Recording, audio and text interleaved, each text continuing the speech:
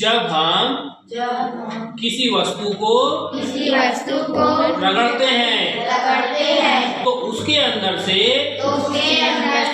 या तो कुछ इलेक्ट्रॉन बाहर निकल जाते हैं या उसमें दूसरी वस्तु से कुछ इलेक्ट्रॉन आ जाते हैं जिससे उसमें आवेश पैदा होता है। ये बोरी के धागे और ये कागज, इसे हम रगड़ते हैं। 1 2 3 4। देखो ये सारे धागे दूर दूर भाग गए क्योंकि सभी में एक जैसा आवेश है। तो यह समान आवेश एक दूसरे को प्रतिकर्षित करते हैं।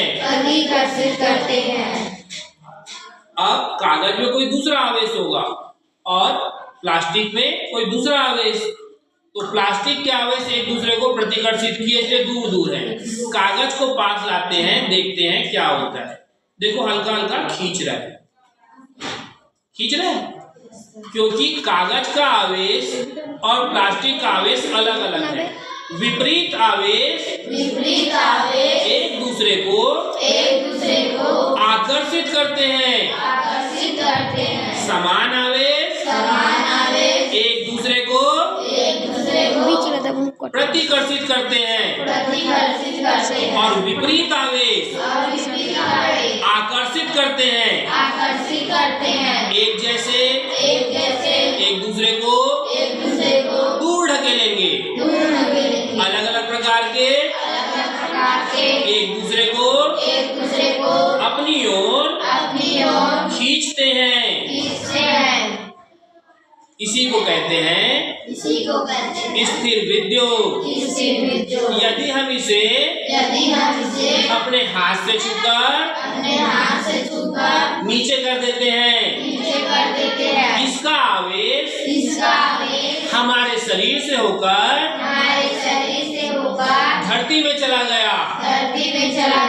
इसीलिए यह फिर पास आ गया। अब इसमें आवेश नहीं है।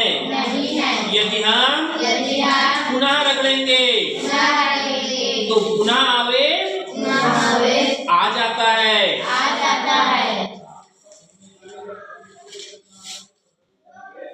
आवेशित हो गया। चल बन।